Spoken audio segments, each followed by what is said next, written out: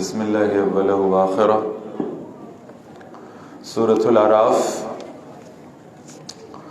آیت نمبر 169 169۔ اعوذ باللہ من الشیطان الرجیم، بسم اللہ الرحمن الرحیم۔ فخلف من بعدہم خلف ورثوا الکتاب، پھر جانشین بنے ان کے بعد وہ ناخلف جو کتاب کے وارث ہوئے۔ یاخذون عرض هذا الادنی، وہ اس کمتر دنیا کا مال لیتے ہیں۔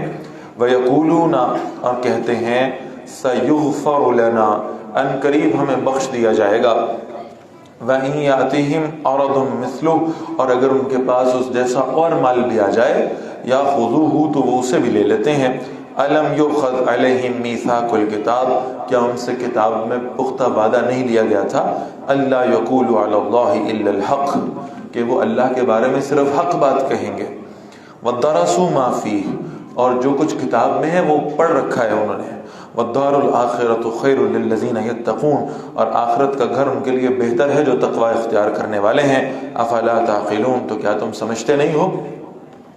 وَالَّذِينَ يُمَسِّكُونَ بِالْكِتَابِ، وہ لوگ جو مضبوطی سے اللہ کی کتاب کو پکڑ لیتے ہیں۔ اور یہاں مضبوطی سے پکڑنے سے مراد یہ ہے اپنی زندگیاں اللہ کی کتاب کی روشنی میں گزارتے ہیں، اتباع کرتے ہیں، پیروی کرتے ہیں کتاب اللہ کی۔ وَأَقَامُوا الصَّلَاةَ، اور نماز قائم کرتے ہیں۔ إِنَّا لَا نُضِيعُ أَجْرَ الْمُصْلِحِينَ، بے شک ہم اصلاح کرنے والوں کا اجر ضائع نہیں کرتے۔ وَإِذْ نَتَقْنَا الْجَبَلَ فَوْقَهُمْ، اور جب ہم نے ان کے اوپر پہاڑ کو اٹھایا، یہ بات ہم پہلے سورہ بقرہ میں پڑھ رہے ہیں کہ بنی اسرائیل والوں پر طور پہاڑ کو ان کے سروں پر معلق کیا گیا تھا۔ كَأَنَّهُ ظُلَّةٌ، گویا کہ وہ ایک سائبان تھا۔ وَظَنُّوا أَنَّهُ وَاقِعٌ بِهِ، اور وہ سمجھے کہ وہ ان پر گرنے والا ہے۔ خُذُوا مَا آتَيْنَاكُمْ بِقُوَّةٍ، جو ہم نے تمہیں دیا اسے مضبوطی سے پکڑ لو۔ وَاذْكُرُوا مَا فِيهِ، اور جو کچھ اس میں ہے اسے یاد رکھو۔ لَعَلَّكُمْ تَتَّقُونَ، تاکہ تم اللہ کی نافرمانی سے بچ سکو۔ وَإِذْ أَخَذَ رَبُّكَ مِنْ بَنِي آدَمَ مِنْ ظُهُورِهِمْ ذُرِّيَّتَهُمْ، اور یاد کرو جب تمہارے رب نے بنی آدم کی پشتوں سے ان کی اولاد کو نکالا تھا۔ وَأَشْهَدَهُمْ عَلَىٰ أَنفُسِهِمْ، اور انہیں خود ان کی جانوں پر گواہ بنایا تھا۔ أَلَسْتُ بِرَبِّكُمْ، کیا میں تمہارا رب نہیں ہوں؟ یہ ہے عہد الست۔ سب کی سب ارواح انسانی کو اللہ نے اکٹھا کیا اور پھر ان سب سے پوچھا تھا الستُ بربکم، کیا میں تمہارا رب نہیں ہوں؟ قالوا بلا، اور ہم سب نے جواب دیا تھا ہاں، کیوں نہیں؟ شہدنا، ہم نے اس پر گواہی دی۔ ان تقولوا یوم القیامہ، ایسا نہ ہو کہ تم قیامت کے دن کہو انا کنا عن ھذا غافلین، ہم تو اس سے بے خبر تھے، ہمیں تو پتہ ہی نہیں تھا ہمارا رب کون ہے، ہم تو غافل تھے اس سے۔ او تقولوا، یا تم یہ کہو انما اشرک آباؤنا من قبل، ہمارے باپ دادوں نے پہلے شرک کیا تھا۔ وکننا ذریۃ من بعدہم، اور ہم تو ان کے بعد ان کی اولاد میں سے تھے۔ افتہلکنا بما فعل المبتلون، تو کیا تو ہلاک کرے گا ہم اس وجہ سے جو باطل پرستوں نے معاملہ کیا تھا۔ وکذالک نفصل الآیات، اور اسی طرح ہم آیات کو واضح کرتے ہیں۔ ولعلہم یرجعون، تاکہ وہ اللہ کی طرف رجوع کر سکیں۔ وَاتْلُ عَلَيْهِمْ نَبَأَ الَّذِي آتَيْنَاهُ آیَاتِنَا، اے نبی صلی اللہ علیہ وسلم پڑھ کر سنائیے انہیں خبر اس کی جو ہم نے اپنی آیات انہیں عطا فرمائی تھی۔ فَانْسَلَخَ مِنْهَا، تو وہ ان سے نکل گیا۔ فَأَتْبَعَهُ الشَّيْطَانُ، اور پھر اس شیطان اس کے پیچھے لگا۔ فَكَانَ مِنَ الْغَاوِينَ، تو وہ گمراہوں کی طرح ہو گیا۔ وَلَوْ شِئْنَا لَرَفَعْنَاهُ بِهَا، اور اگر ہم چاہتے تو اسے ان آیات کے ذریعے سے بلند کر دیتے۔ یہی وہ معاملہ ہے جو اللہ کے رسول فرماتے ہیں صلی اللہ علیہ وسلم، یہ کتاب اللہ ہے جو قوموں کو عزت دینے والی ہے، اور اسی کو چھوڑنے کی پاداش میں کتنی قومیں ایسی ہیں جو ذلیل کر دی گئی ہیں۔ آپ صلی اللہ علیہ وسلم فرماتے ہیں کتنی قوموں کو اللہ نے رفع کیا ہے، عزت دی ہے، بلند کیا ہے، غلبہ دیا ہے، صرف اس وجہ سے کہ وہ کتاب اللہ پر چلنے والے تھے، اور کتنی قوموں کو اللہ نے ذلیل و رسوا کر کے رکھ دیا ہے کہ انہوں نے اللہ کی کتاب کو چھوڑ دیا تھا۔ وَلَكِنَّهُ أَخْلَدَ إِلَى الْأَرْضِ، لیکن وہ تو پستی کی طرف جھک گیا.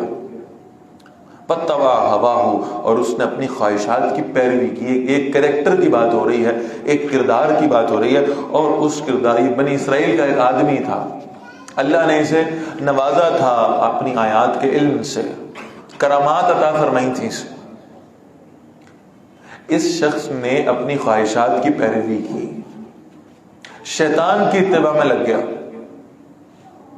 اور پھر وہ ایک ایسی پستی میں گرا ہے، اللہ کے دین کا علم ہونے کے باوجود اس سے انحراف کرنے والا، منہ موڑ لینے والا. فرمایا فَمَثَلُهُ كَمَثَلِ الْكَلْبِ، اس کی مثال تو کتے کی طرح ہے. إِن تَحْمِلْ عَلَيْهِ يَلْهَثْ، اگر تم اس پر حملہ کرو ہانپنے لگتا ہے. او تترکہ یلہس، یا تم اسے چھوڑ دو تب بھی ہر وقت ہانپتا رہتا ہے. ذالک مثل القوم الذین کذبوا بآیاتنا، یہ اس قوم کی مثال ہے جس نے ہماری آیات کو جھٹلایا. فاقصص القصص لعلہم یتفکرون، اے نبی صلی اللہ علیہ وسلم ان اس طرح کا بیان سناتے رہیے شاید کہ وہ غور و فکر کر لیں. ساء مثلا القوم الذین کذبوا بآیاتنا، برے ہیں مثال کے لحاظ سے وہ لوگ جنہوں نے ہماری آیات کو جھٹلایا.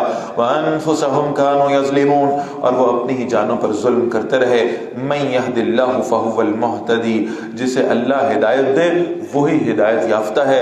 ومن یضلل، اور جسے اللہ گمراہ کر دے فاولئک هم الخاسرون، تو ایسے ہی لوگ ہیں جو خسارہ پانے والے ہیں. اللہ ہماری ان لوگوں سے حفاظت فرمائے.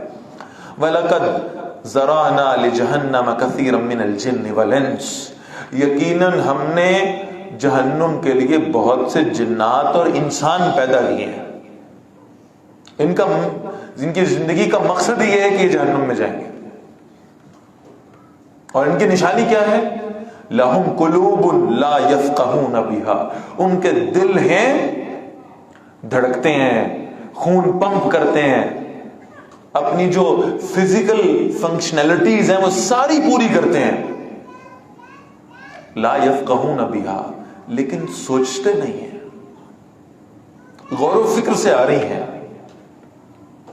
مردہ دل ہے وہ جو اللہ کی ذات سے، اللہ کے ذکر سے، اللہ کی معرفت سے خالی ہو. اس کی فزیکل فنکشنلٹی پوری ہو رہی ہوگی، وہ خون پمپ کر رہا ہوگا، اس کے چاروں چیمبرز پورے چل رہے ہوں گے، اس کی جو آرٹریز ہیں، اس کی جو وین ہے، سب کام کر رہی ہوں گی. یہ اپنی جگہ پر ہے،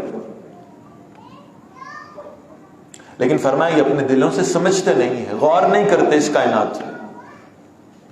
وَلَهُمْ أَعْيُنٌ، اور ان کے لیے آنکھیں ہیں. وَلَهُمْ أَعْيُنٌ لَا يُبْصِرُونَ بِهَا، ان آنکھوں سے دیکھتے نہیں ہیں. فزیکلی تو وہ آنکھیں شاید 6x6 ہوں، سائٹ بہترین ہو ان کی، دیکھنے کا دور کی نزدیک کی سب، لیکن ان آنکھوں سے دیکھتے نہیں، وہ دل کی بصارت ختم ہو چکی. بلہم آذان لا یسمعون بہا، اور ان کے کان ہیں لیکن ان کانوں سے سنتے نہیں ہیں. کان دنیا کی آوازوں کو سن رہے ہوں گے، اللہ کا کلام نہیں ان کانوں میں جاتا، اور وہ ان کانوں سے اتر کے ان کے دلوں پر اثر نہیں کرتا. یہ کیسے لوگ ہیں؟ دل ہونے کے باوجود سوچتے نہیں ہیں، آنکھیں ہونے کے باوجود دیکھتے نہیں ہیں اللہ کی نشانیوں کو، کان ہونے کے باوجود اللہ کی باتوں پر، اللہ کے حکموں پر کان دھرتے نہیں ہیں. فرمایا اولئک کالانعام، یہ تو جانوروں کی طرح ہے. جانوروں کی بھی ایسی زندگی ہے، کان ان کے بھی ہیں، آنکھیں ان کے بھی ہیں، دل ان کے بھی دھڑکتے ہیں.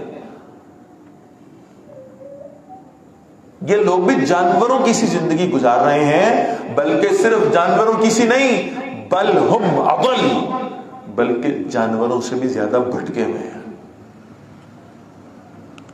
اولئک هم الغافلون، وہی لوگ تو غافل ہیں. وَلِلَّهِ الْأَسْمَاءُ الْحُسْنَى، اور یہ سب خوبصورت نام اللہ کے لیے ہیں. فَادْعُوهُ بِهَا، اسے ان ناموں کے ساتھ پکارا کرو.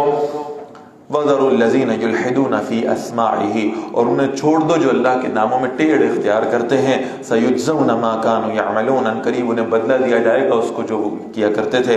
وَمِمَّنْ خَلَقْنَا أُمَّةٌ يَهْدُونَ بِالْحَقِّ، اور ان میں سے جنہیں ہم نے پیدا فرمایا کچھ لوگ ہیں جو حق کے ساتھ رہنمائی کرتے رہتے ہیں، جن کا زندگی کا مقصد ہوتا ہے اس امت کی اصلاح کرتے رہنا، لوگوں کو نیکی کی بات بتاتے رہنا، برائی سے روکتے رہنا.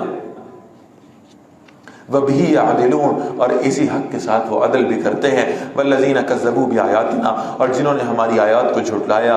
سَنَسْتَدْرِجُهُمْ مِنْ حَيْثُ لَا يَعْلَمُونَ، ہم آہستہ آہستہ انہیں وہاں سے پکڑیں گے جہاں سے انہیں خبر بھی نہیں ہوگی. وَأُمْلِي لَهُمْ، اور اللہ فرمانے میں انہیں مہلت دے رہا ہوں. إِنَّ كَيْدِي مَتِينٌ، بے شک میری تدبیر بڑی مضبوط ہے. اولم یتفکروا، کیا انہوں نے فکر نہیں کیا، غور نہیں کیا.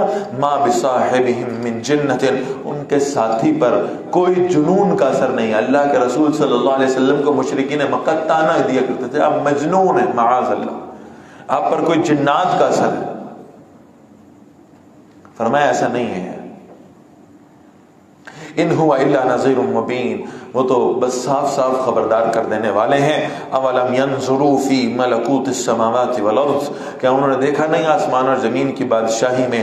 وما خلق اللہ من شیء، اور ہر وہ چیز جو اللہ نے پیدا کی ہے. وان عسى ان يكون قد اقترب اجلهم، اور ممکن ہے کہ اللہ نے ان کا جو وقت مقرر کیا ہو وہ ان کے بالکل قریب آن پہنچا ہو، موت ان کے سروں پہ کھڑی ہو. فَبِأَيِّ حَدِيثٍ بَعْدَهُ يُؤْمِنُونَ، اتنی نشانیاں دیکھ لینے کے بعد اب یہ کون سی بات کے انتظار میں ہے؟ اب کس بات پر ایمان لائیں گے؟ مَن يُضْلِلِ اللَّهُ فَلَا هَادِيَ لَهُ، اور جسے اللہ گمراہ کر دے اسے کوئی ہدایت دینے والا نہیں ہے.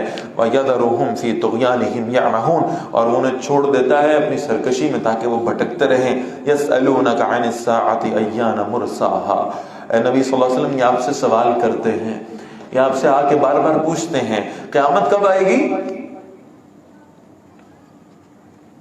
یہ تجسس بھی انسان کے اندر ہمیشہ سے ہے اور اس قیامت کے قائم ہونے تک ہمیشہ رہے گا. اور اس تجسس کی وجہ کیا ہے؟ سورہ قیامہ میں اللہ نے اس کو واضح کیا.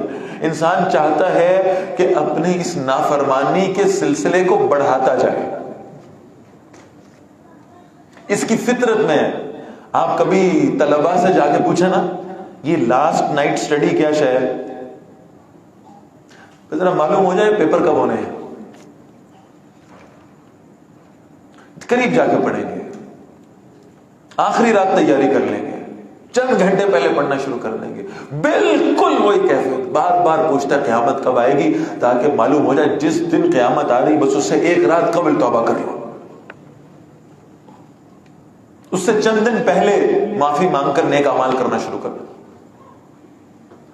فرمایا یہ آپ سے سوال کرتے ہیں بار بار قیامت کب آئے گی. قل، اے نبی صلی اللہ علیہ وسلم ان سے کہیے انما علمها عند ربی، اس کا علم صرف میرے رب کے پاس ہے. اللہ نے قیامت کے وقت کا علم اپنی ذات کے سوا کسی کو نہیں دیا.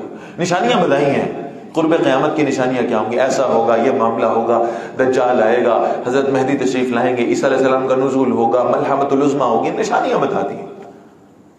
وقت کیا ہے یہ اللہ نے اپنی ذات کے علاوہ کسی کو نہیں بتایا. حدیث جبرائیل میں وہ الفاظ آتے ہیں کہ جب جبرائیل علیہ السلام انسانی شکل میں رسول اللہ صلی اللہ علیہ وسلم کی خدمت میں حاضر ہوئے، مختلف سوالات کیے.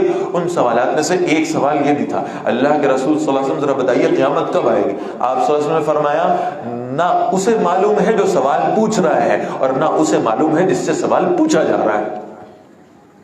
اگر جبرائیل علیہ السلام اور اللہ کے رسول صلی اللہ علیہ وسلم اس بات کو نہیں جانتے کہ قیامت کب آئے گی تو اس کا مطلب ہے ان سے برگزیدہ اور ان سے زیادہ علم والا کون ہو سکتا ہے. معلوم یہ ہوا کہ یہ علم صرف اور صرف اللہ کے پاس ہے. لا یجلیها لوقتها الا هو، اللہ اسے ظاہر نہیں کرے گا مگر اس کے وقت پر. جب آئے گی تو معلوم ہوگا، اس سے چند سیکنڈز پہلے تک بھی کسی کو معلوم نہیں ہوگا کہ قیامت آنے والی ہے. ثقلت فی السماوات والارض، قیامت آسمانوں اور زمین پر بھاری پڑ رہی ہے. لا تعتیکم الا بغتۃ، نہیں آئے گی وہ تم پر مگر اچانک. یسألونک، یہ آپ سے سوال پوچھتے ہیں. کأنک حفی عنہا، گویا آپ کی ساری ریسرچ، آپ کی ساری تحقیق قیامت کے وقت کے بارے میں ہے. یہ ایسے پوچھ رہے ہیں آپ سے.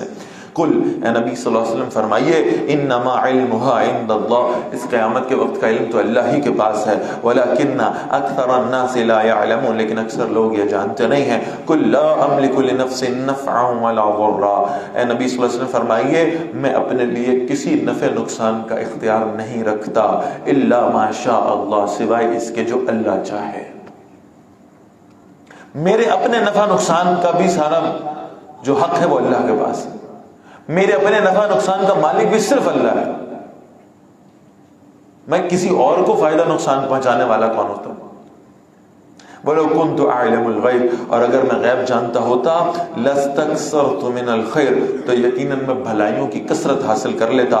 وَمَا مَسَّنِيَ السُّوءُ، اور مجھے کوئی تکلیف بھی نہ پہنچتی. إِنْ أَنَا إِلَّا نَذِيرٌ وَبَشِيرٌ لِقَوْمٍ يُؤْمِنُونَ، میں تو خبردار کرنے والا اور بشارتیں دینے والا ہوں ان کے لیے جو ایمان لانا چاہتے ہیں. هُوَ الَّذِي خَلَقَكُم مِّن نَّفْسٍ وَاحِدَةٍ، وہی اللہ ہے جس نے تمہیں ایک جان سے پیدا کیا. وَجَعَلَ مِنْهَا زَوْجَهَا، اور پھر اسی سے اس کا جوڑا بنایا. لِيَسْكُنَ إِلَيْهَا، تاکہ وہ اس سے سکون حاصل کرے.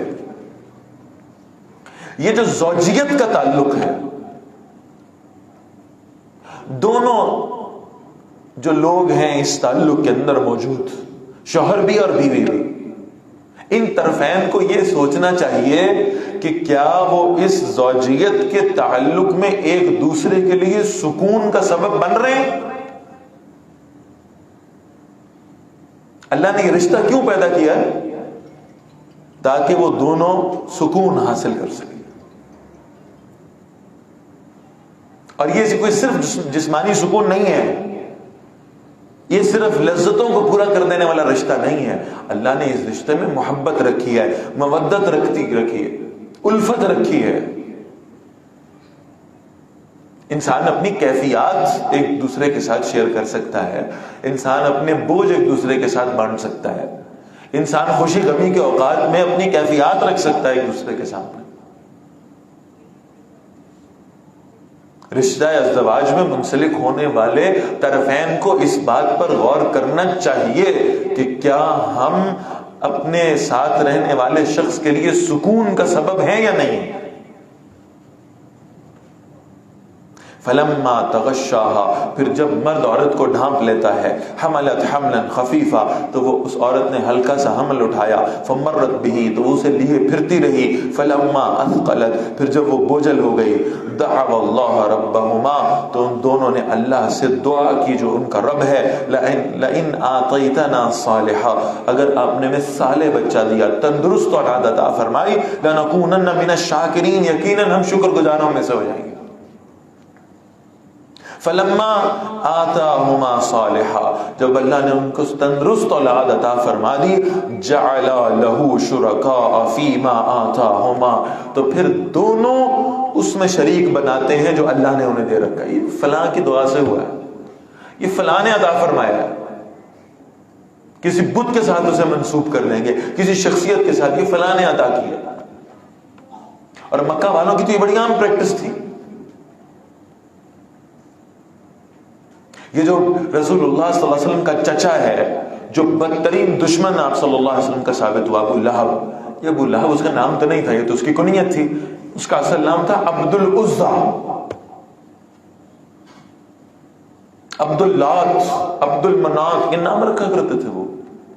یہ عزا کا بندہ ہے، یہ لات کا بندہ ہے، یہ منات کا بندہ ہے، یہ حبل کا بندہ ہے. فلاں نے عطا کر رکھا ہے، فلاں بت سے دعا کی تھی تو یہ بیٹا ہوا، اس سے منسوخ کر دیا اس کو. فتعال اللہ عما یشرکون، بڑا بلند و برتر ہے اللہ اس سے جو یہ شرک کر رہے ہیں. یشرکون ما لا یخلق شیئا، کیا وہ شریک بناتے ہیں انہیں جو کوئی شے پیدا نہیں کر سکتے. وہم یخلقون، حالانکہ وہ خود پیدا کیے گئے ہیں. مخلوق کو خالق سمجھنے لگے یہ لوگ. ولا يستطيعون لهم نصرا، اور وہ ان کی مدد کرنے کی بھی طاقت نہیں رکھتے. ولا انفسهم ينصرون، اور وہ تو اپنی خود مدد نہیں کر سکتے. وَإِن تَدْعُوهُمْ إِلَى الْهُدَىٰ، اور اگر تم انہیں سیدھے راستے کی طرف بلاؤ، لَا يَتَّبِعُوكُمْ، وہ تمہارے پیچھے نہیں آئیں گے، سَوَاءٌ عَلَيْكُمْ أَدَعَوْتُمُوهُمْ، برابر ہے تم پر خواہ تم ان کو پکارو، ام انتم صامتون، یا تم خاموش رہو، ان بتوں کو پکارنے کا، ان باطل معبودوں کو پکارنے کا تمہیں کوئی فائدہ ہونے والا نہیں ہے۔ ان الذین تدعون من دون اللہ عباد امثالکم، وہ جنہیں تم پکارتے ہو اللہ کو چھوڑ کر، وہ بھی تمہاری طرح اللہ کے بندے ہیں۔ فدعوہم، پکارو انہیں، فلیستجیبوا لکم، ہونا یہ چاہیے کہ وہ تمہیں جواب دیں، تمہارے سوالوں کا جواب پیش کریں، تمہاری مشکلوں کا حل تمہیں عطا کریں، تمہاری حفاظت کرنے والے بن جائیں، تم پر رحم کرنے والے بن جائیں، ان کنتم صادقین، اگر تم سچے ہو۔ الہم ارجل یمشون بہا، کیا ان کے پاؤں ہیں کہ ان سے چلتے ہوں؟ ام لہم ایدی یبطشون بہا، یا ان کے ہاتھ ہیں کہ وہ پکڑتے ہیں ان سے؟ ام لہم اعین یبصرون بہا، یا ان کی آنکھیں ہیں کہ ان سے دیکھتے ہوں؟ ام لہم آذان یسمعون بہا، یا ان کے کان ہیں جن سے سنتے ہوں؟ قل ادعوا شرکاءکم، اے نبی صلی اللہ علیہ وسلم فرمائیے بلاؤ اپنے شریکوں کو، سب جتنی ہستیاں، جتنے بت آج تک اللہ کے شریک سمجھے گئے ہیں، ان سب کو اکٹھا کرو، ثم کیدونی فلا تنظرون، ان سے کہو یہ جنہیں تم خدا سمجھتے ہو نا، یہ سب مل کر مجھ پر حملہ آور ہوں، یہ میرے خلاف تدبیر کریں، یہ مجھے نقصان پہنچائیں، مجھے ہرگز مہلت نہ دیں، مجھ پر کوئی رحم نہ کریں، جو میرا بگاڑ سکتے ہیں بگاڑ لیں، جو نقصان مجھے پہنچا سکتے ہیں پہنچا کے دکھائیں، اپنے سارے باطل معبودوں کو جمع کرو اور مجھے نقصان پہنچانے کی کوشش کرو، نہیں پہنچا سکو گے، کیوں؟ انا ولی اللہ الذی نزل الکتاب، میرا حمایتی، میرا دوست، میرا ساتھ دینے والا، میری مدد کرنے والا وہ اللہ ہے جو کتاب نازل کرنے والا ہے۔ وَهُوَ یتولی الصالحین، اور وہی نیک بندوں کا ساتھ دیتا ہے۔ جب میرے ساتھ میرا اللہ ہے، میرا مددگار میرا اللہ ہے، تو پھر ساری کائنات مل کر میرا کچھ نہیں بگاڑ سکتی، کوئی نقصان نہیں پہنچا سکتی۔ والذین تدعون من دونہ، اور جنہیں تم اللہ کے سوا پکارتے ہو، لا یستطیعون نصرکم، وہ تمہاری مدد کی کوئی طاقت نہیں رکھتے، ولا انفسہم ینصرون، اور نہ ہی وہ خود اپنی مدد کر سکتے ہیں۔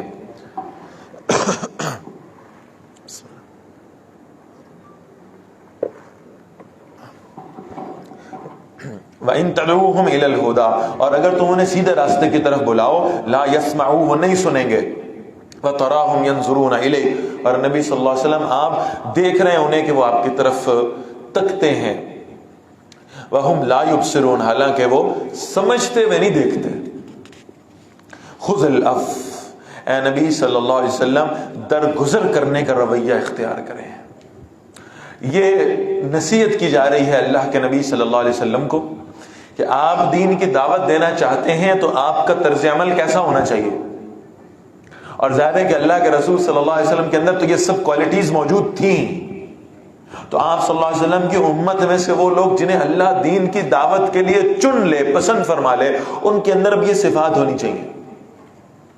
خذ العفو، پہلی بات درگزر کرنے کا رویہ اختیار کریں۔ وہ شخص جو دین کی دعوت کے میدان میں نکلے گا، اسے جو لوگوں کی طرف سے رسپانسز آئیں گے، جہاں جہاں مشکلیں آئیں گی، جہاں جہاں رکاوٹیں آئیں گی، وہاں اسے صبر کرنا ہوگا، وہاں اسے معاف کرنے کا رویہ اپنانا ہوگا۔ وَأْمُرْ بِالْعُرْفِ، اور نیکی کا حکم دیجئے، وَأَعْرِضْ عَنِ الْجَاهِلِينَ، اور جاہلوں سے اعراض کیجئے، چھوڑ دیں انہیں اپنے حال پہ، آپ اپنا کام کرتے رہیں۔ وَإِمَّا يَنزَغَنَّكَ مِنَ الشَّيْطَانِ نَزْغٌ، اور اگر آپ کو شیطان کی طرف سے کوئی چھیڑ آئے، کوئی آپ کو اکسایا جائے کسی بات کے اوپر، شیطان آپ کو بتانے کی کوشش کرے جناب آپ کتنا عظیم کام کر رہے ہیں، اور ذرا دیکھیں کیسے بدبخت لوگ ہیں جو آپ کے راستے کو روکنے والے ہیں، آپ کی بات نہیں مان رہے، اگر کہیں شیطان کی طرف سے ایسا کوئی جذبہ پیدا کیا جائے، فَاسْتَعِذْ بِاللَّهِ، تو فوراً اللہ کی پناہ مانگا کریں۔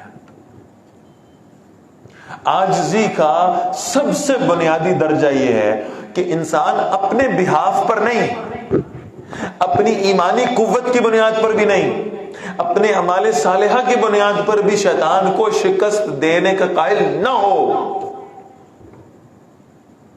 بلکہ وہ اپنی اس عاجزی کا اعتراف کرے کہ اگر میں شیطان سے بچ سکتا ہوں تو مجھے بچانے والا صرف اور صرف رب العالمین ہے۔ فاستعذ باللہ، اللہ سے پناہ مانگ لیا کرے۔ اعوذ باللہ من الشیطان الرجیم، اے اللہ آپ ہی ہیں جو مجھے اس شیطان سے پناہ دے سکتے ہیں، میں نہیں بچ سکتا۔ اور جو شخص اس بات کا قائل ہو گیا کہ وہ خود شیطان سے لڑ لے گا، سمجھے وہ شیطان کے پہلے حملے کا شکار بن چکا، اس نے اپنے آپ کو اوپن کر کے پیش کر دیا شیطان کے لیے۔ یہ تمہارے کرنے کی جنگ نہیں ہے، تمہارا کام یہ ہے کہ تم اپنے رب کی پناہ میں آ جاؤ، وہ تمہیں بچائے گا اس شیطان سے۔ فاستعذ باللہ، اللہ کی پناہ مانگا کریں۔ انہ سمیع علیم، بے شک وہ خوب سننے والا، خوب جاننے والا ہے۔ ان الذین اتقوا، بے شک جن لوگوں نے تقوی اختیار کیا، اذا مسهم طائف من الشیطان، جب انہیں شیطان کی طرف سے کچھ چھیڑ لگتی ہے، شیطان انہیں اکساتا ہے کسی بات پر، تذکروا، وہ چونک پڑتے ہیں۔ یہ نعمت ہے اللہ کی طرف سے، جہاں کوئی جذبہ شیطان کی طرف سے دل میں آئے فوراً اس پر چونک جانا، فوراً اس پر تعوذ پڑھنا، فوراً اللہ سے پناہ مانگنا، فوراً اس بات کا محسوس کیا جانا کہ یہ بات شیطان کی طرف سے ہے۔ فَإِذَا هُمْ مُبْصِرُونَ، پھر ایک دم وہ حقیقت حال کو دیکھنے والے بن جاتے ہیں۔ وَإِخْوَانُهُمْ یمدونہم فی الغی، اور شیطانوں کے بھائی انہیں گمراہی میں کھینچتے رہتے ہیں۔ ثم لا یکسرون، اور پھر وہ کوئی کمی نہیں کرتے۔ وَإِذَا لَمْ تَأْتِهِمْ بِآیَةٍ، اور نبی صلی اللہ علیہ وسلم جب آپ ان کے پاس کوئی فرمائشی معجزہ نہیں لے کر آتے، قالوا، تو یہ کہتے ہیں، لَوْلَا اجْتَبَيْتَهَا، کیوں نہیں تم نے اسے اپنے پاس سے بنا لیا؟ کل، اے نبی صلی اللہ علیہ وسلم فرمائیے، انما اتبع ما یوحى الی من ربی، میں تو اسی کی پیروی کرتا ہوں جو میری طرف میرے رب کی جانب سے وحی کی جاتی ہے، میں اپنی مرضی کی بات نہیں کرتا۔ ھذا بصائر من ربکم، یہ روشن دلائل ہیں تمہارے رب کی جانب سے، وہدی ورحمۃ لقوم یؤمنون، اور ہدایت اور رحمت ہے ان کے لیے جو ایمان لانا چاہیے۔ کلام اللہ موجود ہے تمہاری آنکھیں کھولنے کے لیے، اس سے بڑا معجزہ اور کیا چاہتے ہو تم؟ وہ کلام جو تمہارے دلوں پر اثر کرتا ہے، وہ جو تمہاری باتیں بیان کرتا ہے، تم زندگی کے جس فیز میں ہو، جس مرحلے میں ہو، جس جگہ موجود ہو، جس عمر کے حصے میں ہو، تم جس مسئلے کے لیے قرآن کھولو گے یہ تمہاری رہنمائی کرے گا۔ اس سے بڑا معجزہ اور کیا ہو سکتا ہے؟ وَإِذَا قُرِئَ الْقُرْآنُ، اور جب قرآن پڑھا جائے، فَاسْتَمِعُوا لَهُ، غور سے اسے سنا کرو، وَأَنصِتُوا، خاموش رہا کرو، لعلکم ترحمون، تاکہ تم پر رحم کیا جائے۔ مشرکین مکہ کی روش تھی، جب قرآن پڑھا جاتا تھا انہیں ڈر لگتا تھا کہ یہ قرآن ہمارے دلوں پر اثر کرے گا، ہم اس کے جادو میں گرفتار ہو جائیں گے، لہذا اپنی انگلیاں جو ہیں وہ کانوں میں ٹھونس لیتے تھے، کبھی یعنی وہ موسیقی کے آلات بجانے لگتے تھے، کبھی وہ طوائفوں کو بلا لیتے تھے کہ وہ رقص کریں، اور یہ قرآن سننے کی بجائے ہمارے نوجوان جو ہے نا وہ رقص میں مصروف ہو جائیں۔ تدبیریں کرتے تھے کہ کسی طرح اس قوم کو قرآن سننے سے روکا جا سکے۔ یہ ڈیوٹی آج کے دور میں ہمارے میڈیا چینلز بہت بہترین طریقے سے انجام دے رہے ہیں، بہترین طریقے سے۔ اس قوم کا رمضان خراب کرو، اس کی تراویح ضائع کرو، اس کا روزہ خراب کرو، اسے سارا دن بٹھائے رکھو اس ٹرانسمیشن پہ۔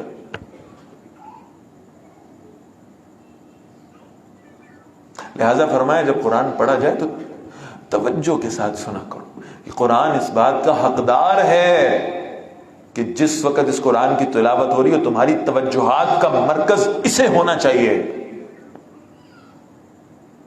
تمہارا اپنا کلام اس کلام سے زیادہ اہم نہیں ہے، تمہاری اپنی باتیں اللہ کی باتوں سے زیادہ اہم نہیں ہیں، لہذا توجہ سے سنا کرو اور خاموش رہا کرو، لعلکم ترحمون، تاکہ تم پر رحم کیا جائے۔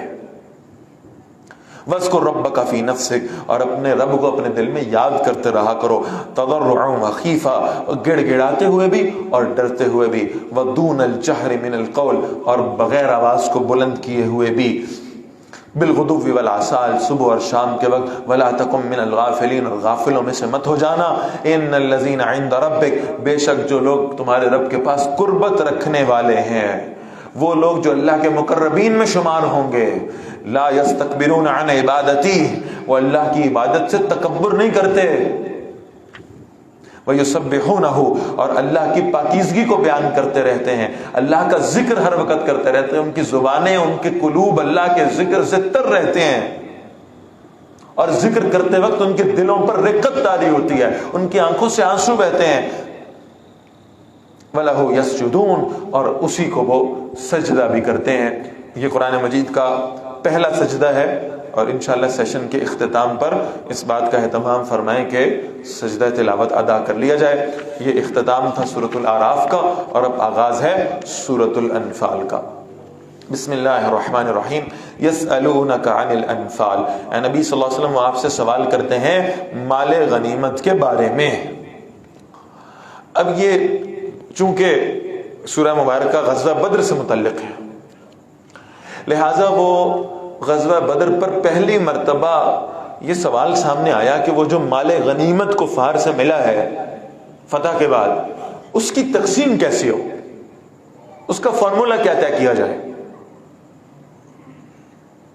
اس پر پھر اللہ تعالیٰ نے اس سوال کا جواب دیا ہے، قل الانفال للہ والرسول، فرمائیے یہ مال غنیمت تو اللہ اور اللہ کے رسول صلی اللہ علیہ وسلم کے لیے ہے۔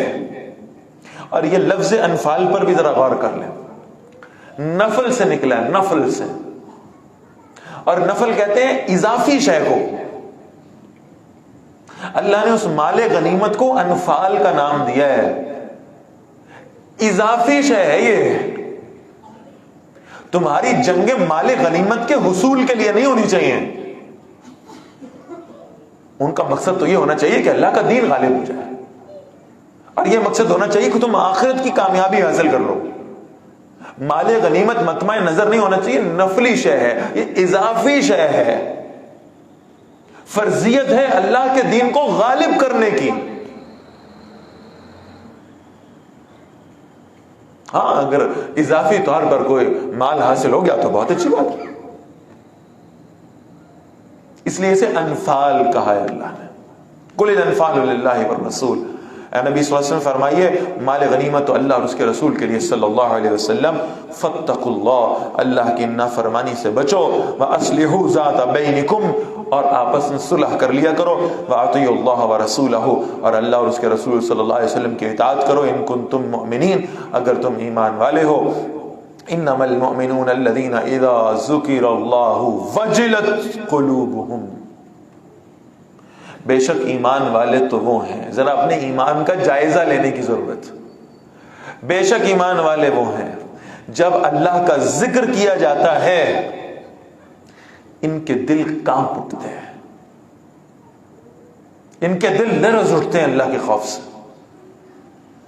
وَإِذَا تُلِيَتْ عَلَيْهِمْ آيَاتُهُ، اور جب ان پر اللہ کی آیات تلاوت کی جاتی ہیں، زَادَتْهُمْ ایمانا، ان کا ایمان اور بڑھا دیتی ہیں۔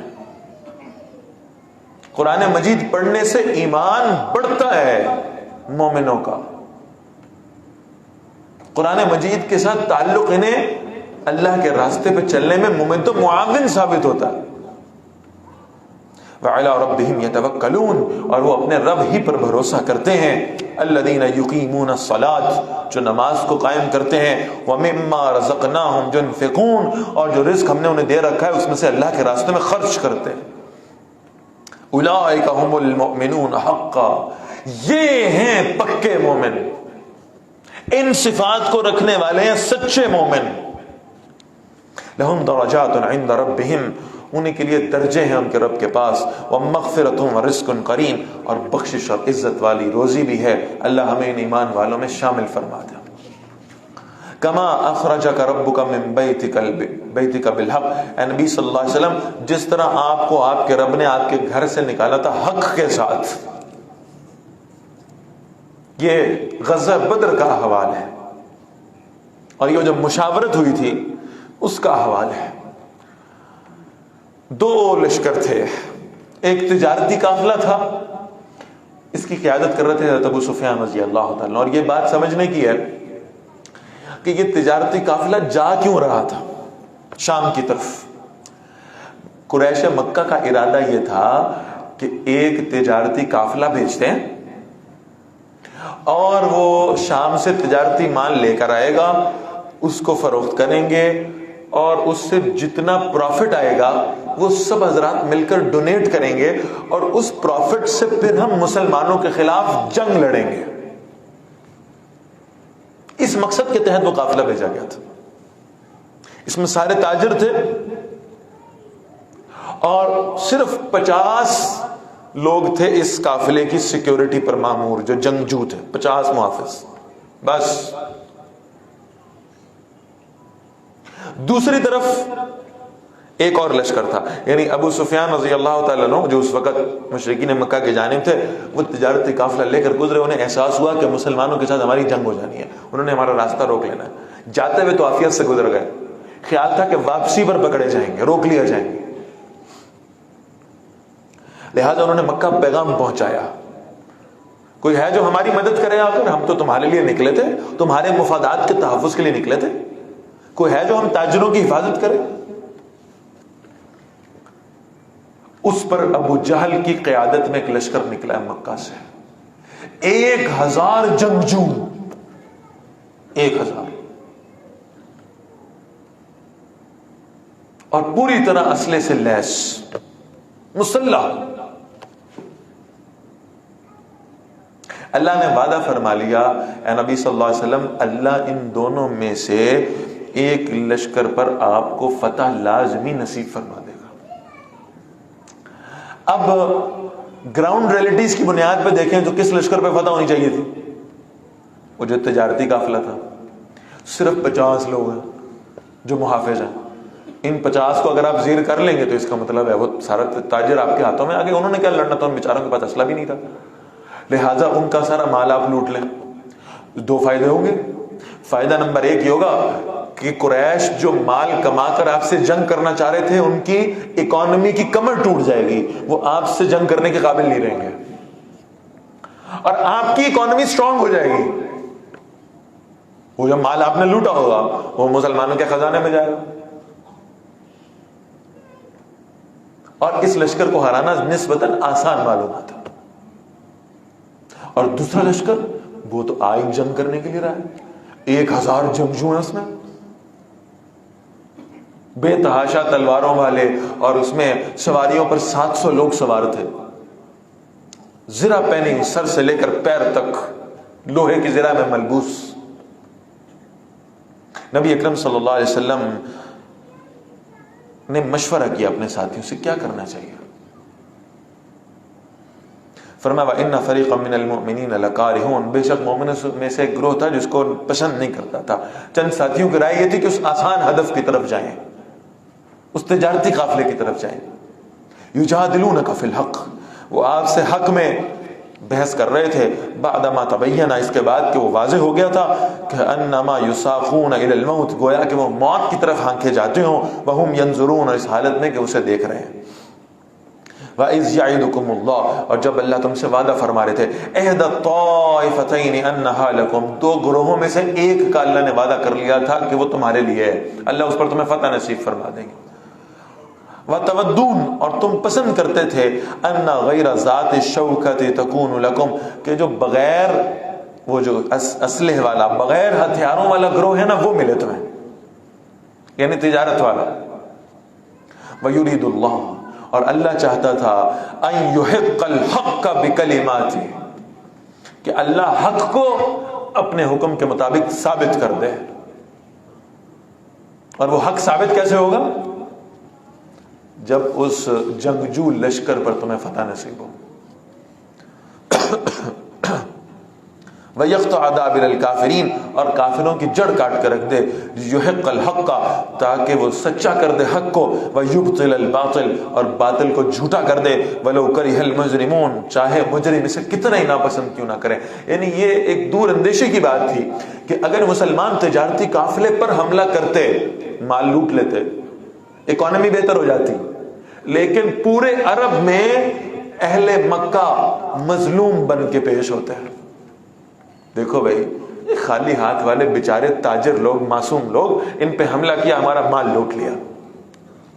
مسلمان ظالم پوٹ رہے ہوتے، قریش مظلوم بن جاتے، اسلام کی نیک نامی نہ ہوتی۔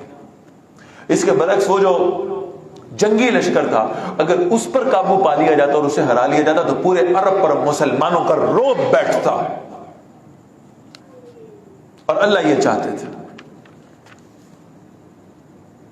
تو نبی اکرم صلی اللہ علیہ وسلم نے اپنے ساتھیوں سے مشورہ کیا کیا کرنا چاہیے، ان دو لشکروں میں سے کس لشکر کی طرف جانا چاہیے۔ اور یہاں وہ حدیث بالکل صداقت کے ساتھ ہماری آنکھوں کے سامنے آتی ہے جس میں اللہ کے رسول صلی اللہ علیہ وسلم نے فرمایا تھا کہ اللہ نے اس کائنات میں نبیوں کے دلوں کے بعد سب سے بہترین دل چنے اور انہیں میرا صحابی بنا دیا۔ نبیوں کے بعد اس کائنات کے سب سے بہترین لوگ اللہ کے رسول صلی اللہ علیہ وسلم کے صحابہ ہیں۔ یا رسول اللہ صلی اللہ علیہ وسلم، آپ نے ہمیں موسیٰ کے ساتھیوں جیسا سمجھا ہے جنہوں نے کہا تھا اذهب انت وربك فقاتلا، موسیٰ آپ جائیں اور آپ کا رب جائے، آپ جا کے جنگ کر لیں، انہا ہونا قائدون، ہم پیچھے بیٹھنے والے۔ آپ نے ہمیں ان پہ قیاس تو نہیں کر لی، ہم ان جیسے نہیں ہیں۔ یا رسول اللہ صلی اللہ علیہ وسلم، اللہ کی قسم آپ ہمیں حکم دیں، ہم سمندروں کے اندر اپنے گھوڑے اتار دیں گے۔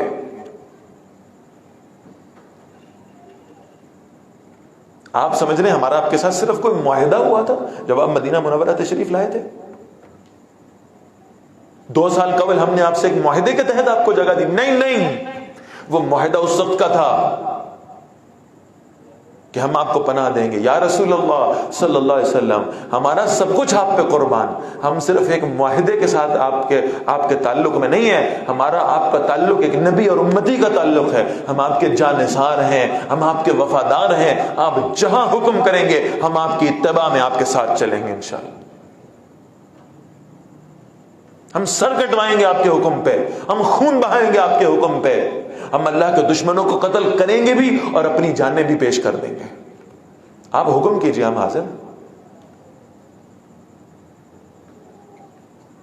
انصار کو معلوم ہوتا تھا شاید اللہ کے رسول صلی اللہ علیہ وسلم کسی خاص معاہدے کی وجہ سے یہ بات کر رہے ہیں کہ وہ جو معاہدہ مدینہ منورہ آنے سے پہلے آپ صلی اللہ علیہ وسلم نے فرمایا تھا، کہیں اس کا ذکر تو نہیں کر رہے کہ اس معاہدے میں یہ لکھا تھا کہ مدینہ منورہ کے اندر رہتے ہوئے حفاظت ہوگی؟ نہیں، آپ باہر جانے کی بات کر رہے ہیں، آپ بدر کے میدان میں جانے کی بات کر رہے ہیں، ہم سمندروں میں آپ کے ساتھ جانے کو تیار ہیں۔ یا رسول اللہ آپ حکم کیجئے صلی اللہ علیہ وسلم۔ اب اللہ کے رسول صلی اللہ علیہ وسلم کو اطمینان ہوا، ہاں یہ میرے ساتھی میرے ساتھ رہنے والے، یہ میرا ساتھ دیں گے۔ پھر آپ صلی اللہ علیہ وسلم نے فرمایا پھر ٹھیک ہے تیاری کرتے ہیں اور ہم اس جنگی لشکر پر حملہ آور ہوں گے جو ابو جہل کی قیادت میں آ رہا ہے۔ فیصلہ ہو گیا، صحابہ اللہ کے رسول صلی اللہ علیہ وسلم کے ساتھ چل پڑے، میدان بدر میں جنگ کے لیے۔ اس حالت میں نکلے ہیں کہ 313 لوگ ہیں صرف،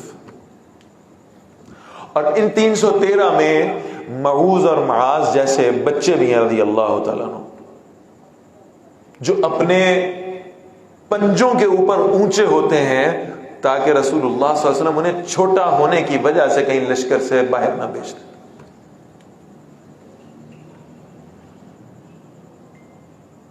اور ان میں ایسے لوگ بھی ہیں جن کے پاس لڑنے کو کچھ نہیں ہے، بے سر و سامان، رمضان کا مہینہ، 17 رمضان مبارک، بھوکے پیاسے، روزے کی حالت، ہتھیار بھی کوئی نہیں، سواریاں بھی کوئی نہیں، پیدل.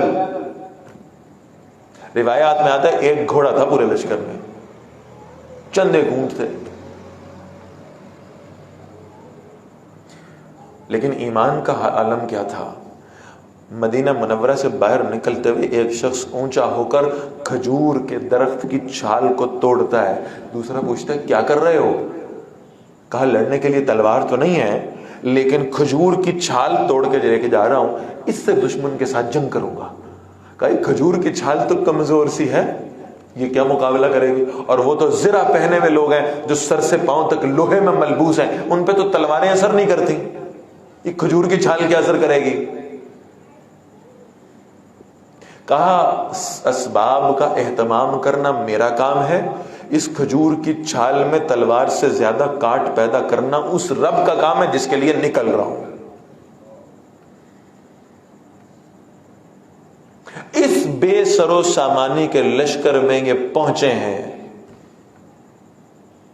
میدان بدر میں. اذ تستغیثون ربکم، جب تم اپنے رب سے فریاد کر رہے تھے، فاستجاب لکم، تو اس نے تمہاری دعا کا جواب دیا. انی ممدکم بألف من الملائکۃ مردفین، بے شک میں تمہاری مدد کرنے والا ہوں 1000 فرشتوں کے ساتھ جو پے در پہ اترنے والے. نبی اکرم صلی اللہ علیہ وسلم اور آپ کے صحابہ یہ میدان بدر میں پہنچے. پھر کہہ رہا ہوں زمینی حقائق، گراؤنڈ ریئلٹیز کچھ اور بتا رہی تھی. ادھر 1000، ادھر 313، ادھر 700 سوار، ادھر گنتی کے چند اونٹ. وہ زرہ پوش، ان کے پاس تلواریں بھی نہیں لڑنے کو، بے سر و سامان. اور یہ جب میدان بدر میں پہنچے تو کفار کا لشکر پہلے پہنچ چکا تھا. انہوں نے اپنی طرف سے جو سب سے بہترین جگہ تھی نا اس میدان کی، جسے کہتے ہیں مٹی والی زمین تھی، اس پر پہلے قبضہ کر لیا تھا. دوسری جانب جو جگہ بچی وہاں ریت تھی، ریت، پاؤں پھسلتے تھے اس کے اوپر، پینے کو پانی نہیں تھا. اس بے سر و سامانی کی حالت میں مد مقابل ہوئے ہیں. تو اللہ کے رسول صلی اللہ علیہ وسلم نے اللہ سے دعا کی ہے. رات کا وقت، ابھی آگے یہ بات آئے گی انشاءاللہ کہ اللہ کی نعمتوں میں سے ایک نعمت کہ صبح آپ نے اپنے سے 3 گنا زیادہ بڑے دشمن سے جنگ کرنی ہے. تو اللہ نے کیا کیا؟ اللہ نے ان پر نیند طاری کر دی صحابہ پہ، سو جاؤ. اتنی فرسٹریشن میں نیند آتی کہ اللہ کی نعمتوں میں سے ایک نعمت تھی کہ اللہ نے سلا دی کہ چلو آرام کرو، صبح تازہ دم ہو کے اٹھو. اللہ نے نیند عطا فرما دی. 313 میں سے 312 سو گئے. رسول اللہ نہیں سوئے صلی اللہ علیہ وسلم، اور ایک آدمی اور نہیں سویا جس کا بڑا ڈائریکٹ کنیکشن تھا رسول اللہ کے ساتھ صلی اللہ علیہ وسلم. جہاں آپ کے ساتھ کوئی نہیں ہوتا تھا یہ شخص تب بھی وہاں موجود ہوتا تھا. اس خیمے کے اندر اللہ کے رسول صلی اللہ علیہ وسلم رات کو اکیلے جاگ کر اللہ سے دعائیں کر رہے ہیں، مناجات کر رہے ہیں، گڑ گڑا رہے ہیں، اور خیمے کے باہر کھڑے ہیں صدیق اکبر رضی اللہ تعالی عنہ. خود روایت کرتے ہیں کہ میں نے خیمے کے اندر سے اللہ کے رسول صلی اللہ علیہ وسلم کی سسکیاں لینے کی، رونے کی آوازیں سنی. میں بے اختیار ہو کر خیمے کے اندر داخل ہو گیا. اللہ کے رسول صلی اللہ علیہ وسلم کھڑے ہو کر اللہ کے حضور دعا کر رہے تھے، اس حالت میں کہ آپ صلی اللہ علیہ وسلم کی جو چادر مبارک تھی نا وہ ایک کندھے سے نیچے گر چکی تھی. اور آپ صلی اللہ علیہ وسلم کہہ رہے تھے یا اللہ یہ میری ساری زندگی کی کمائی میں نے لا کر بدر کے میدان میں کھڑی کر دی ہے، یہ میرا سب کچھ ہے، یہ میری ساری محنت ہے. میں نے ان کو قرآن پڑھایا، قرآن سکھایا، انہیں علم و حکمت کی تعلیم دی، ان کا تزکیہ کیا. آج یہ تیار ہو کر اس میدان میں کھڑے ہیں، ایمان کی قوت سے مالا مال ہیں. ان تہلک حاذل اصابہ لن تعبد فی الارض ابدا. اللہ اگر آج یہ 313 ہلاک ہو گئے نا تو قیامت تک ان جیسی تیری عبادت اور کوئی نہیں کرے گا، ان جیسے اور نہیں آ سکتے.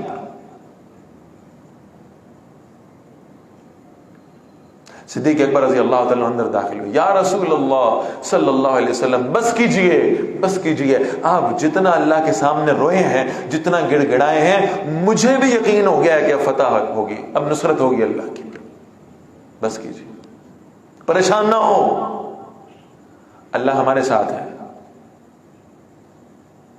نبی اکرم صلی اللہ علیہ وسلم نے چہرہ موڑا, اس دکھ کی کیفیت میں, اس پریشانی کی کیفیت میں, آنکھوں میں آنسو, آپ صلی اللہ علیہ وسلم کے چہرے پہ کچھ مسکراہٹ آئی. آپ نے فرمایا ابو بکر تو نے تو بدلہ پورا کر دیا, تو نے تو بدلہ پورا کر دیا. یا رسول اللہ کون سا بدلہ؟ کہ یاد ہے وہ غار والی رات تو پریشان تھا, میں تسلی دے رہا تھا, لا تحزن ان اللہ معنا. ابو بکر گھبرانا نہیں, اللہ ہمارے ساتھ ہے. آج میں پریشان ہوں, آپ تسلی دے رہے ہیں, آپ نے حساب برابر کر دیا, آپ نے حساب برابر کر دیا, اللہ کی مدد آئی. اس دعا کا ذکر ہوا ہے. پھر اللہ نے بہت ساری اور نعمتیں عطا فرمائیں. اس صحرا میں بارش نہیں ہوتی تھی, اللہ نے بارش برسائی, اور بارش بھی ایسی برسائی کہ مسلمانوں نے اس سے اپنے آپ کو بھی سیراب کیا, اس سے غسل بھی کر لیا. اور ایک بڑا زبردست ایفیکٹ یہ ہوا کہ مسلمان ریتلی جگہ پر تھے, پھسل رہے تھے پیر, وہ پکی جگہ پر تھے. اللہ نے بارش برسائی, جہاں کفار کھڑے تھے کیچڑ ہو گیا, اور جہاں مسلمان کھڑے تھے وہ ریت اور پانی مل کر وہ سیمنٹڈ جگہ بن گئی, پکی پختہ. وَمَكَرُوا وَمَكَرَ اللَّهُ, ایک ان کی چال ہے, وہ اپنی پلاننگز کر رہے ہیں, اور ایک اللہ کی تدبیر ہے. وَاللَّهُ خَيْرُ الْمَاكِرِينَ, اور بہترین تدبیر تو اللہ کی ہے. اس غزوہ بدر کو سب سے خوبصورت انداز میں جو الفاظ میں ڈھالا ہے نا, وہ ڈھالا ہے حفیظ جلندری رحمہ اللہ نے شاہنامہ اسلام کے اندر.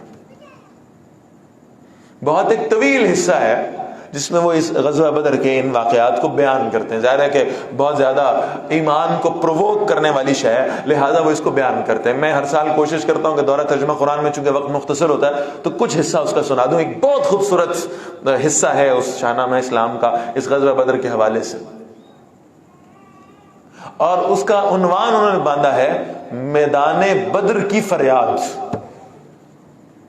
یعنی حفیظ جلندری تخیل کی ان بلندیوں پر ہیں کہ ان کو لگتا ہے وہ جو بدر کی زمین ہے نا وہ اللہ سے دعا کر رہی ہے, اور بہت خوبصورت انداز ہے. وہ کہتے ہیں کہ تشنہ لب جماعت یہاں پر رک گئی آ کر, تشنہ لب پیاسے لوگ, یہ تشنہ لب جماعت یہاں پر رک گئی آ کر, دعا کی دامن صحرا نے دونوں ہاتھ پھیلا کر. صحرا اللہ سے مانگ رہا ہے, دعا کر رہا ہے کیا کہ اے صحرا کو آتشناک چہرہ بخشنے والے, رخ خورشید کو کرنوں کا صحرا بخشنے والے, ازل کے دن سے اب تک بھاڑ میں بنتا رہا ہوں میں, صدائے رعد و بارہ دور سے سنتا رہا ہوں میں. وہ بادل گرجتے تو بہت دور سے مجھے ان کی آواز آتی تھی, مجھ پر کبھی بادل برسے نہیں آ کر, کبھی میں نے اس بارش کو محسوس نہیں کیا. ہوا ہوں جب سے پیدا جان پانی کو ترستی ہے, میرے سینے کے اوپر آگ کی بدلی برستی ہے. بارش نہیں برستی, وہ سورج آگ برساتا ہے بس. میں سمجھا تھا مقدر ہو چکی ہے دھوپ کی سختی, میری قسمت میں لکھی جا چکی ہے سوختہ بختی. بنایا رفتہ رفتہ سخت میں نے بھی مزاج اپنا, لیا ہر آبلا پاسے زبردستی خراج اپنا. جو شخص میرے میدان میں سفر کر کے جاتا تھا مجھے معلوم ہوتا تھا بارش تو برسنی نہیں ہے, لہٰذا میں اس شخص کے پیروں میں پڑنے والے آبلوں سے اپنا خراج لیتا تھا کہ اور کچھ نہیں تو کم از کم وہ آبلے پھٹے اور انہی میں سے کچھ پانی نکل کر جو ہے نا وہ میری مٹی میں جذب ہو جائے. بنایا رفتہ رفتہ سخت میں نے بھی مزاج اپنا, لیا ہر آبلا پاسے زبردستی خراج اپنا. خبر کیا تھی الہی ایک دن ایسا بھی آئے گا کہ تیرا ساقی کوثر یہاں تشریف لائے گا. صلی اللہ علیہ وسلم, ساقی کوثر، جس نے قیامت کے دن اس کوثر کے حوض سے سب کو سیراب کرنا ہے، مجھے موقع ملے گا ان کو سیراب کرنے کا، مجھے موقع ملے گا ان کی میزبانی کا۔ اگر یہ بات پہلے سے مجھے معلوم ہو جاتی، میرے دل کی قدورت خود بخود معدوم ہو جاتی، میں ساری زندگی دھوپ برداشت کر لیتا، صرف اس انتظار میں کہ یہاں رسول اللہ تشریف لائیں گے صلی اللہ علیہ وسلم۔ خبر کیا تھی؟ یہاں تیرے نمازی آ کے ٹھہریں گے، شہید آرام فرمائیں گے، غازی آ کے ٹھہریں گے۔ خبر کیا تھی؟ ملے گی یہ سعادت میرے دامن کو، بنایا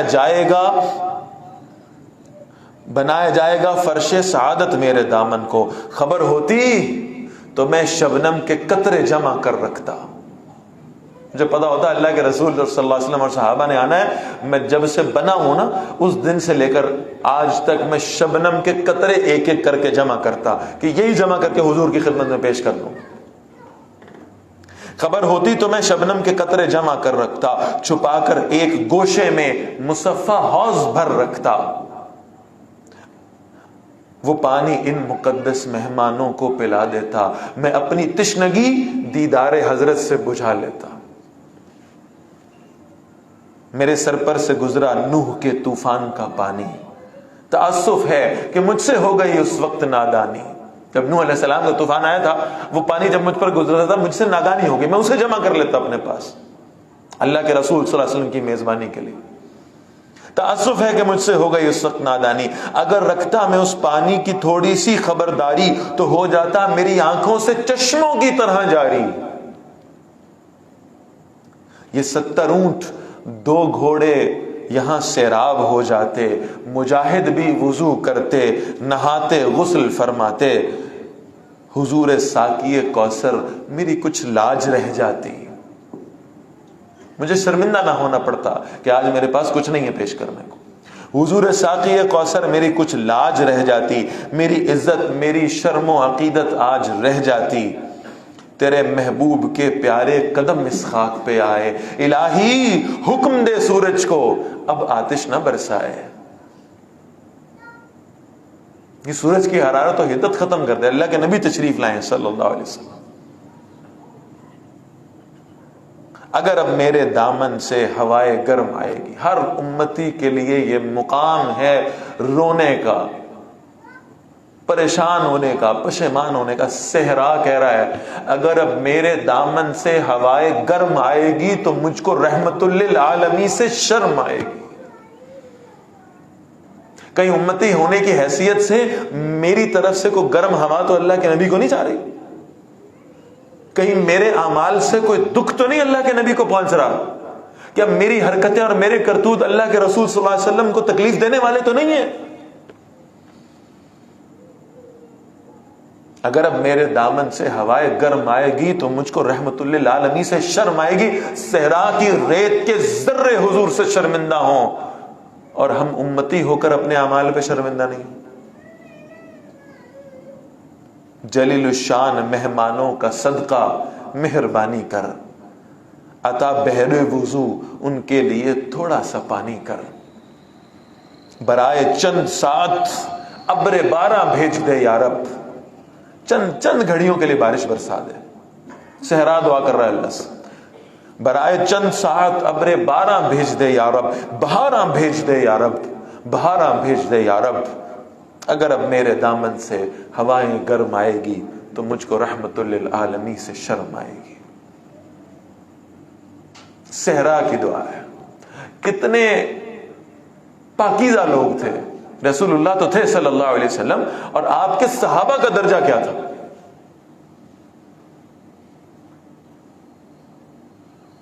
پورے ایمان کے ساتھ اور اللہ پر توکل کے ساتھ آ کر وہ میدان بدر میں کھڑے ہیں مقابلہ کرنے کے لیے۔ دونوں فوجیں ایک دوسرے کے آمنے سامنے آ گئی صبح کا وقت۔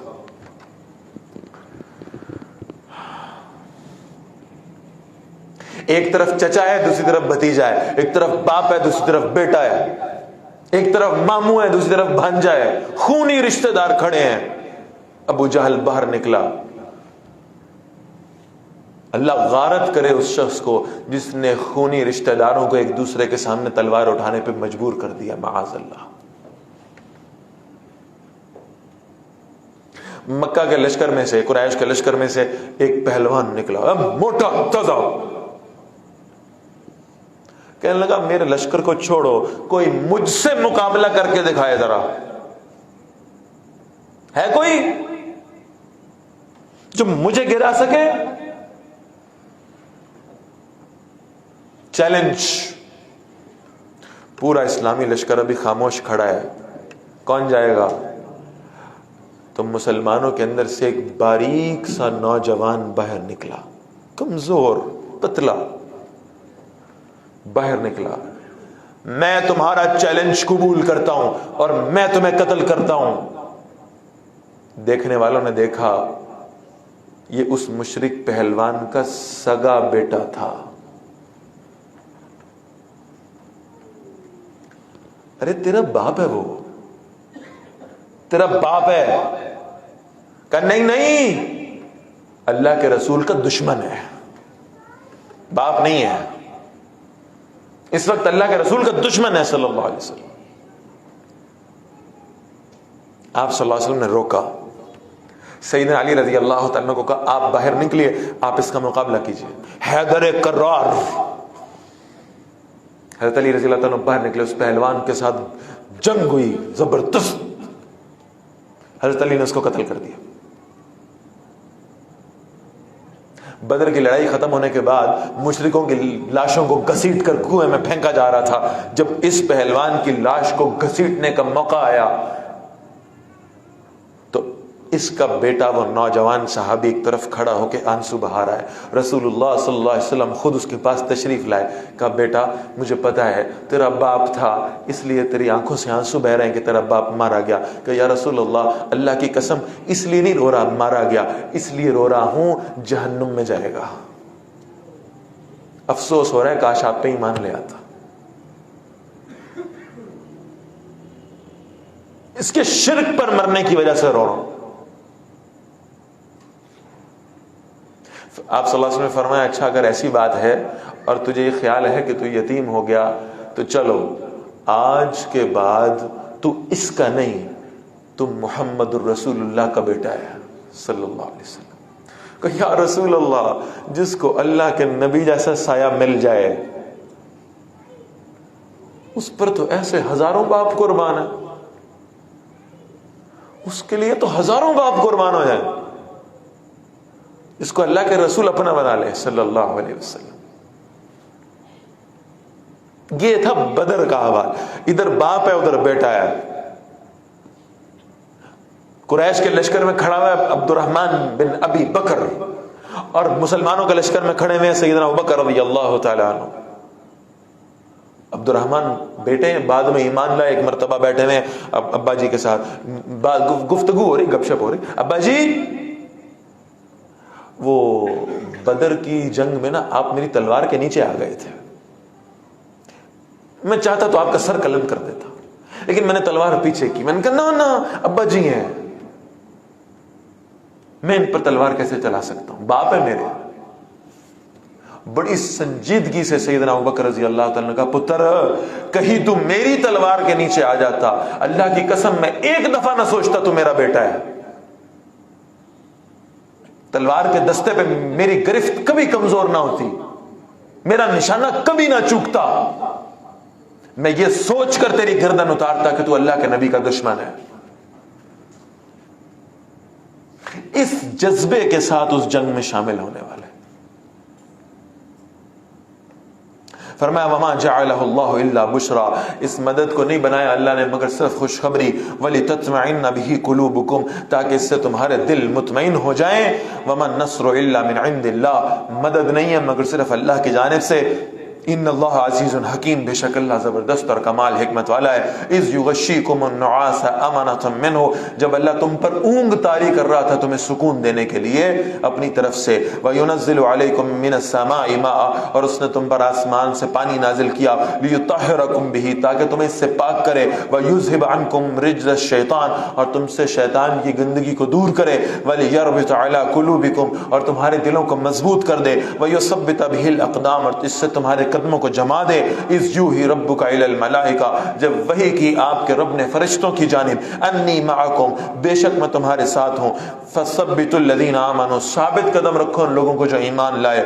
سألقی فی قلوب الذین کفروا الرعب، ان قریب میں ان لوگوں کے دلوں میں رعب ڈال دوں گا جنہوں نے کفر کیا ہے. فضربوا فوق الاعناق، مارو ان کی گردنوں پر. وضربوا منہم کل بنان، اور ان کے ہر ایک ایک پور پہ ضرب لگاؤ.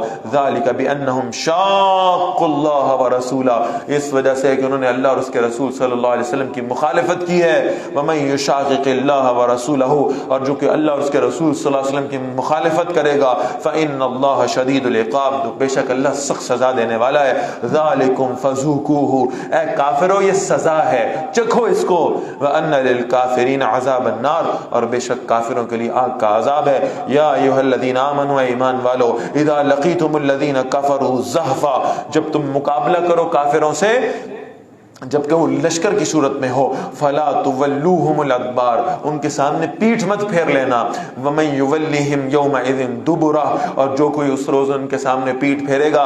الا متحرفا لقتال، سوائے اس کے کہ لڑائی کے لیے پینترا بدلنے کے لیے، چال چلنے کے لیے ہو، جنگی اسٹریٹجی ہو. او متحیزا الی فئۃ، یا آپ اپنی جماعت کی طرف پلٹ کر آنے والا ہو. فقد باء بغضب من اللہ، تو یقیناً وہ اللہ کی طرف سے غضب لے کر لوٹا.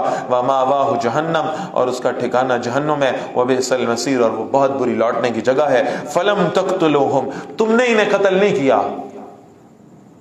ولکن اللہ قتلہم، اللہ نے انہیں قتل کیا ہے. وما رمیت اذ رمیت ولکن اللہ رما، اب لشکر آمنے سامنے، اللہ نے رسول اللہ صلی اللہ علیہ وسلم کو حکم دیا آپ زمین سے نہ کچھ کنکریاں اٹھائیں، مٹھی بھریں. وہ جو فزکس میں ہم ڈسکس کرتے ہیں نا، پروجیکٹائل موشن، ٹارگیٹڈ موشن، اللہ کے رسول صلی اللہ علیہ وسلم نے کنکریاں زمین سے اٹھائیں، اٹھا کر پھینکی اللہ کے حکم پر مشرکوں کی طرف. سر سے پیر تک زرہوں میں ملبوس تھے، لوہے کی زنجیروں میں. تلوار اثر نہیں کر سکتی تھی، صرف آنکھیں نظر آ رہی تھی، صرف آنکھیں. وہ جو کنکریاں تھی نا، وہ سیدھی جا کر ان کی آنکھوں کے اندر پیوست ہوئی ہیں. یہ کیسے ممکن ہو سکتا ہے؟ اللہ نے اس کا جواب دیا ہے. وما رمیت اذ رمیت، اے نبی صلی اللہ علیہ وسلم، وہ جو آپ پھینک رہے تھے نا کنکریاں مٹھی بھر کے، آپ نہیں پھینک رہے تھے. ولکن اللہ رما، وہ اللہ خود پھینک رہے تھے، وہ اللہ نے پھینکی تھی. وہ جو اقبال نے کہا ہے نا، ہاتھ ہے اللہ کا، بندہ ہے مومن کا ہاتھ. وہ بندہ مومن جب وہ کام کرنے لگتا ہے، اللہ کی مدد اس کے ساتھ شامل حال ہوتی ہے. ولی یبلی المؤمنین منہ بلاء حسنا، تاکہ اللہ مومنوں کو بہترین آزمائش میں سے گزار کر آزما لے. ان اللہ سمیع علیم، بے شک اللہ خوب سننے والا، خوب جاننے والا ہے. ذالکم، یہ تو ایسے ہی ہوا. وان اللہ موہن قید الکافرین، بے شک اللہ کافروں کی تدبیر کو کمزور کرنے والا ہے. ان تستفتحوا، اے کافروں اگر تم فیصلہ چاہتے تھے، فقد جاءکم الفتح، تو تمہارے پاس فیصلہ آ چکا. وان تنتہوا، اور اگر تم بعد آ جاؤ، فہو خیر لکم، تو وہ تمہارے لیے بہتر ہے. وان تعودوا نعود، اگر تم وہی کفر کرو گے تو ہم تمہارا وہی حشر کریں گے جو بدر میں کیا تھا. وَلَن تُغْنِيَ عَنْكُمْ فِئَتُكُمْ شَيْئًا، اور تمہاری جماعت، تمہاری نفری، تمہارے اسباب، تمہارے ہتھیار تمہارے کوئی کام نہیں آئیں گے. وَلَوْ كَثُرَتْ، چاہے وہ کتنی زیادہ کیوں نہ ہو. وَأَنَّ اللَّهَ مَعَ الْمُؤْمِنِينَ، بے شک اللہ ایمان والوں کے ساتھ ہے. یعنی اب تم اگر اسی کفر کی روش پر رہو گے اور اہل ایمان کے ساتھ جنگ کرنے کی کوشش کرو گے، پھر تمہارے اسباب کتنی کثرت میں کیوں نہ ہو، پھر تم 27 ملکوں کا اتحاد کر کے کیوں نہ آ جاؤ، پھر تمہارے پاس سپر سونک طیارے بھی ہوں، اور پھر تمہارے پاس کروز میزائل بھی ہوں، اور پھر تمہارے پاس ہر قسم کے جنگی ہتھیار ہوں، میزائلوں سے لے کر ایٹم بموں سے لے کر سب کچھ تمہارے پاس ہوگا، تو اللہ تمہیں فتح نہیں دے گا، اور تمہارے مد مقابل کچھ درویشان خدا مست ایسے ہوں گے کہ جن کے پاس کوئی اسباب نہیں ہوں گے۔ لیکن وہ جو حفیظ جلندری نے کہا تھا نا، نہ خنجر پر، نہ نیزے پر، نہ تیر پر، نہ بھالے پر بھروسہ تھا تو بس ایک کالی کملی والے پر۔ یہ کالی کملی والے پر بھروسہ کرنے والے، یہ اللہ کے وعدوں پر توکل کرنے والے اگر موجود ہوں گے، اللہ ان کی بے سر و سامانی کے باوجود انہیں فتح سے ہمکنار کرے گا۔ اقبال تو تصور کرتے تھے، فضائے بدر پیدا کر، فرشتے تیری نصرت کو اتر سکتے ہیں گردوں سے قطار اندر قطار۔ اب بھی اقبال تصور کرتے تھے، ہم نے فضائے بدر پیدا ہوتے دیکھ بھی لی ہے، اور ہم نے فرشتوں کو قطار اندر قطار ادھرتے دیکھ بھی لیا ہے، اور ہم نے اہل ایمان کو اسی انداز کی فتح پاتے ہوئے بھی دیکھ لیا۔ اب اس میں شک کرنے کی ہمارے پاس کوئی گنجائش باقی نہیں ہے۔ اللہ کی نصرت شامل حال ہو تو بہرحال وہ سب آسانیاں ہو جاتی ہیں۔ صرف وہ لوگ ہوں جو اللہ کی راہ میں سب کچھ قربان کرنے کا عزم رکھتے ہوں۔ وہ کیا الفاظ ہیں جگر مراد آبادی کے، کہ بیدار عزائم ہوتے ہیں، اسرار نمایاں ہوتے ہیں، جتنے وہ ستم فرماتے ہیں سب عشق پہ احساں ہوتے ہیں۔ تو یہ وہ لوگ جو اللہ کی خاطر میدان جہاد میں عشق کے احسان لینے والے ہوں، اللہ ایسے لوگوں کو دنیا میں بھی غلبہ عطا فرماتا ہے، اور پھر اصل مطلوب و مقصود مومن تو شہادت ہے، اللہ اس سے بھی ہمکنار کر دیتا ہے۔ اللہ ہمیں ایسے لوگوں میں شامل فرمائے، اللہ ایسا ایمان ہمیں نصیب فرمائے، اللہ ایسی قیادت ہمیں نصیب فرما دے۔ سورہ انفال آیت نمبر 19 تک آج ہم نے پڑھ لیا ہے، آیت نمبر 20 سے انشاءاللہ کل آغاز کریں گے۔ اللہ ہمیں اس کی توفیق عطا فرمائے۔ کل کے مضامین کے حوالے سے عرض کر دیتا ہوں، سورۃ الانفال کی بہت خوبصورت آیات ہیں جو کل انشاءاللہ پہلے سیشن میں ہوں گی، اور کل پہلے سیشن میں ہی انشاءاللہ سورہ توبہ کا آغاز ہوگا۔ قرآن مجید کی واحد سورت جو بسم اللہ کے بغیر ہے، اور پھر اس سورت کا مزاج آپ کو انشاءاللہ کل اس کے مضامین میں نظر آئے گا۔ تو بہت خوبصورت آیت ہے، کل انشاءاللہ سورہ توبہ ہم پڑھیں گے، کل کے سیشن کا حصہ ہوگا۔ کچھ سوالات ہیں تو ذرا مجھے دے دیجئے۔ جی ایک سوال آیا ہے، کیا جمہوریت جیسی لعنت سے صدارتی نظام بہتر ہے؟ ہاں یہ بہت سوال ہو رہا ہے آج کل، ماشاءاللہ۔ جمہوریت سے صدارتی نظام بہتر ہے؟ بھائی جمہوریت سے بہتر ہوگا، یہ جمہوریت والے جانے اور صدارتی نظام والے جانے۔ ہم نہ جمہوریت والے ہیں نہ صدارتی نظام والے ہیں۔ اب صدارتی نظام میں آپ صدر کس کو بنائیں گے؟ ایک آدمی جس کو آپ سمجھ رہے ہیں وہ صادق و امین ہے، اس کو آپ اٹھا کر سارے کا سارا اختیار دے دیں گے کہ وہ جو مرضی کر لے، ٹھیک ہے؟ اب مسئلہ یہ کہ آپ یہ طے کیسے کریں گے کہ کون اس منصب پہ بیٹھنے کا اہل ہے؟ یہ کیسے طے کریں گے آپ؟ اس کے لیے کرائٹیریا کیا ہوگا؟ یہ اصل سوال ہے۔ وہ کرائٹیریا نظام خلافت ڈیفائن کرتا ہے، وہ خلافت بتاتی ہے کس کو خلیفہ بنائیں گے، اور جواب بڑا سیدھا ہے۔ سیدنا ابوبکر رضی اللہ عنہ نے حضرت عمر کو بلا کے کہا تھا، میں آپ کو خلیفہ بنانے لگا ہوں اپنے بعد اس لیے کہ جب میں اللہ کے حضور پیش ہوں گا تو میں اللہ کو یہ جواب دے سکوں گا کہ میں نے روئے زمین پر موجود سب سے زیادہ تقوی والے شخص کو مسلمانوں کا امام بنایا ہے۔ لائیں آپ وہ صدارتی نظام جس میں تقوی بنیاد ہو سلیکشن کی، سوال ہی پیدا نہیں ہوتا۔ تو یہ دونوں نظام ہمارے نظام نہیں ہیں، اور آپ مجھ سے پوچھ رہے ہیں جمہوریت سے بہتر ہے، میں کہتا ہوں ان سب سے بہتر صرف خلافت ہے، اور بہتر ہو یا نہ ہو ہمیں حکم ہے اس خلافت کو قائم کرنے کا۔ دنیا میں جن ملکوں میں صدارتی نظام ہے ان کا ذرا ایک خلافت راشدہ کے نظام سے تقابل کر کے دیکھیں۔ کبھی آپ نے دیکھا ہے کسی ملک کا صدر تو چلے خیر بہت بڑی بڑک ہو جائے گی، کسی یونین کونسل کا ناظم اس سے بھی چھوٹا ہوتا ہے کوئی؟ وہ کبھی گلیوں میں پھرتا ہو یہ دیکھنے کے لیے کوئی بھوکا تو نہیں سو گیا؟ میرا عمر پھرتا تھا، اس خلافت راشدہ کے نظام کا عمر فاروق راتوں کو گلیوں میں پھرا کرتا تھا کہ کوئی شخص بھوکا نہ سو جائے۔ آپ ایک آدمی مجھے لا دیں ایسا نہیں ہو سکتا.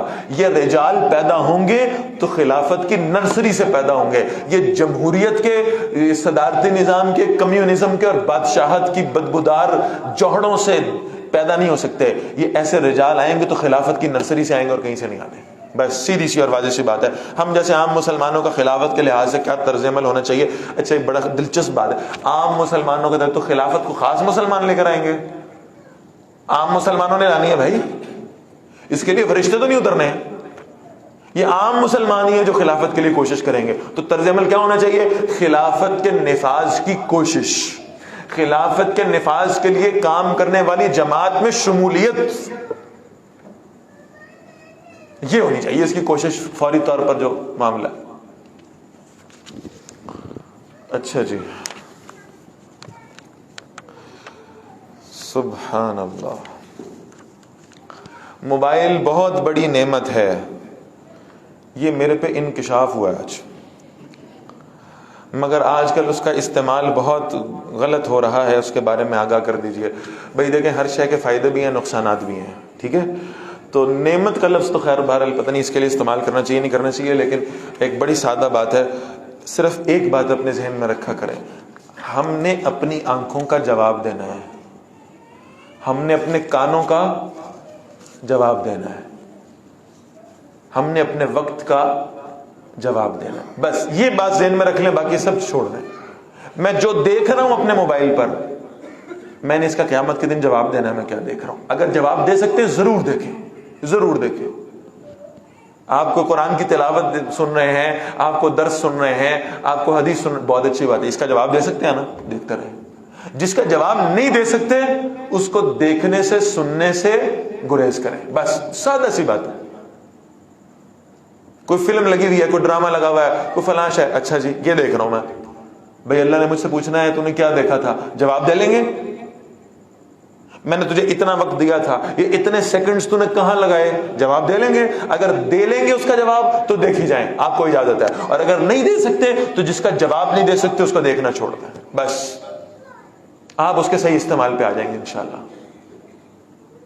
اللہ تعالی ہمیں ہدایت کی توفیق نصیب فرمائے. اقول قولی ھذا واستغفر اللہ لی ولکم ولسائر المسلمین والمسلمات. جزاکم اللہ خیر.